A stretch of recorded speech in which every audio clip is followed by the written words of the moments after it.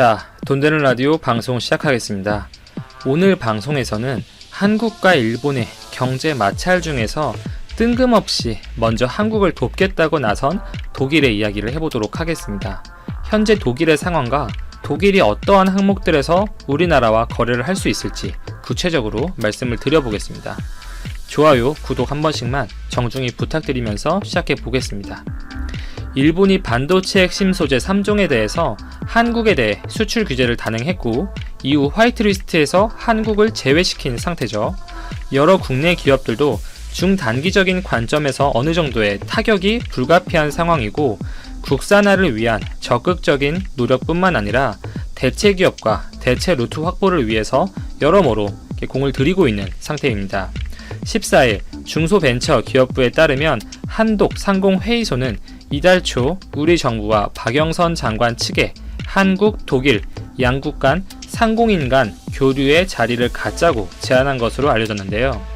중기부는 이 원천 기술을 다수 보유하고 있는 제조업 강국인 독일 측의 제안을 긍정적으로 검토 중인 것으로 알려졌습니다. 지난달에는 뜬금없이 러시아 측에서 우리나라 정부에게 연락해서 불화수소를 공급해줄 수 있다는 소식이 전해졌었고 이번 달에는 독일이 우리 측에 먼저 제안을 한 것이죠.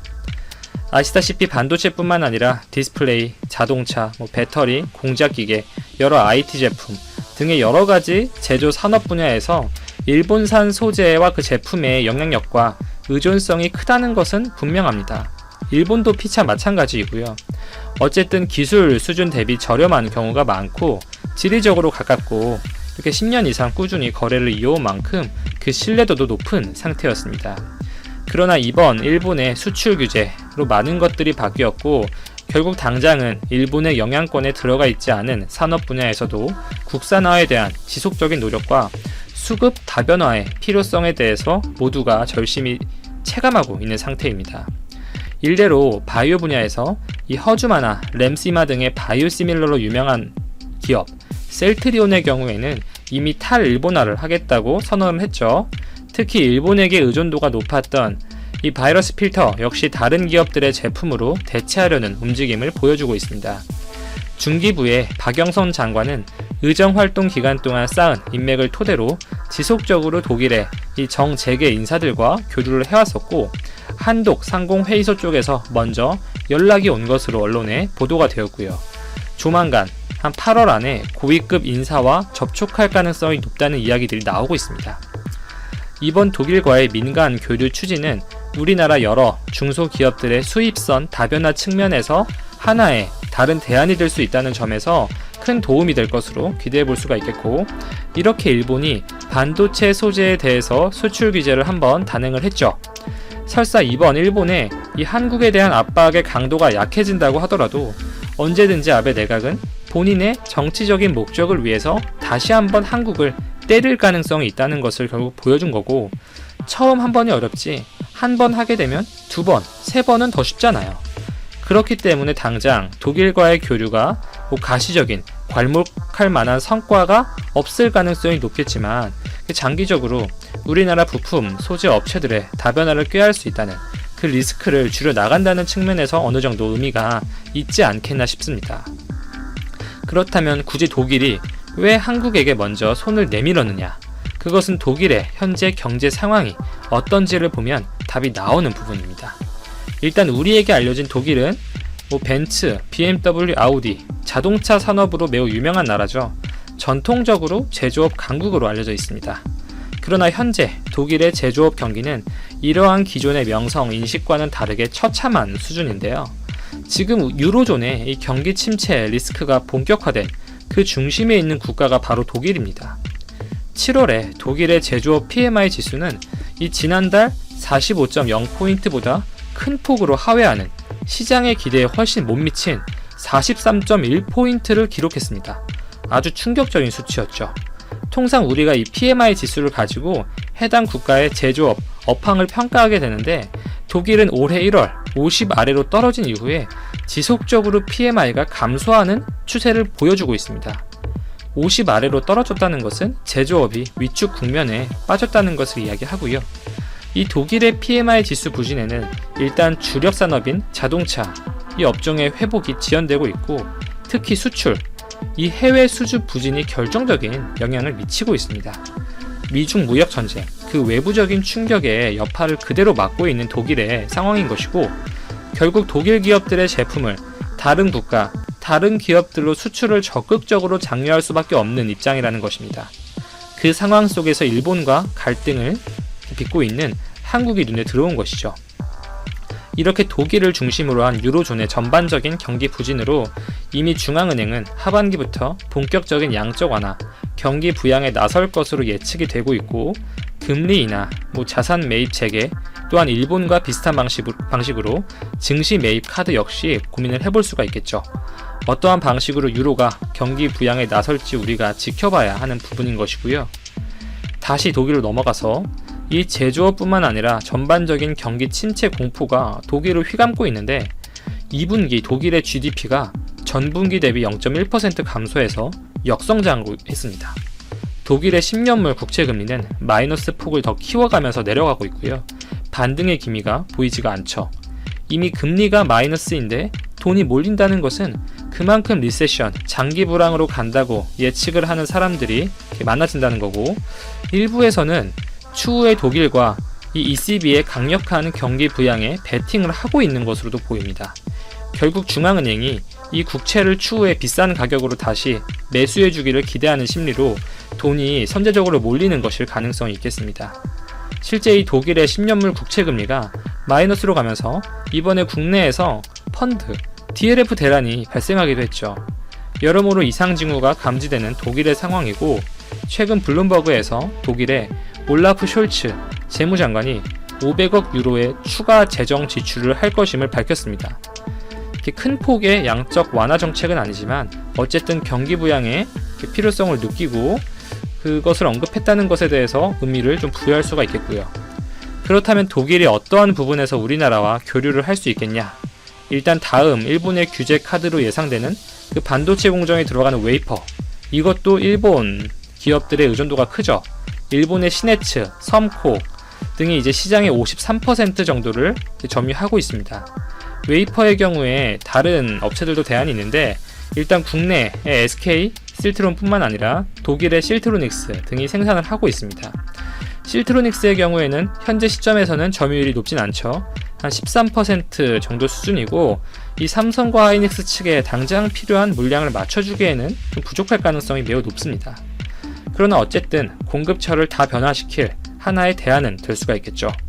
물론 기업들 간의 이제 납품 조건, 가격 등에 대해서는 구체적으로 협상을 해봐야겠지만 일단 현 상황은 그렇습니다. 그리고 공작기계 역시 이 공작기계를 다루는 국내 업체들은 대부분 일본 환하게 운영체제가 탑재된 기계를 사용합니다. 거의 90% 이상으로 그 비율이 추산이 되는데요.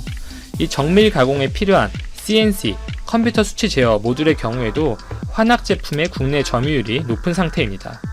결국 환하게 이 한국에 대한 수출이 블록되게 되면 어려움을 겪을 수가 있는데, 이 부분에서는 독일의 지멘스사의 제품으로 어느 정도 대체가 가능하죠.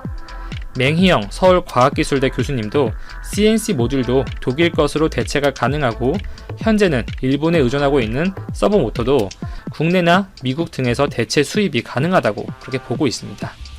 물론 기존에 익숙했던 일본의 제품을 독일, 미국 제품으로 대체하는 것은 그만큼 번거로운 일이고 현장에 혼란이 있을 수밖에 없겠죠. 독일에서 공급을 받게 될 경우 유통거리가 먼 만큼 그만큼 제품 비용의 상승도 필연적일 것이고, 혹여나 이 제품에 문제가 생겼을 때 그 AS나 복구 작업도 지연될 가능성이 높겠습니다. 언어적인 지원 문제도 있고 여러모로 불편한 점은 있을 수밖에 없습니다. 그러나 현재 이 많은 불확정성이 내포된 시기에서 우리가 준비가 안 된 상태에서 당하는 것과 어느 정도의 대안, 그 조치가 마련된 상태에서 공격을 받는 것 간의 그 간극은 저는 꽤나 크다고 그렇게 생각을 합니다. 그런 점에서 이번 독일과의 교류가 당장은 큰 실효성이 없을 가능성이 매우 높겠죠.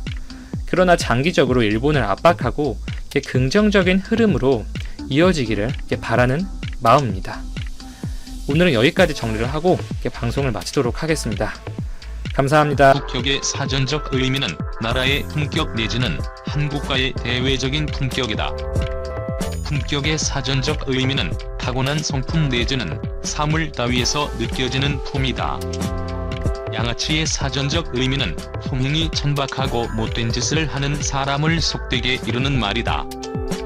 그래서 위에서 언급된 여러 사전적 의미들이 함께 쓰여지는 일들은 쉽게 벌어지지 말아야 한다.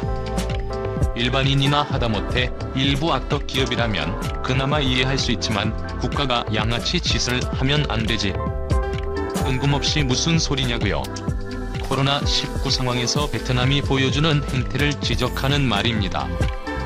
얼마 전 현지 언론에 베트남은 한국으로부터 코로나 진단키트 20만 개를 수입한다고 기사화가 됐습니다.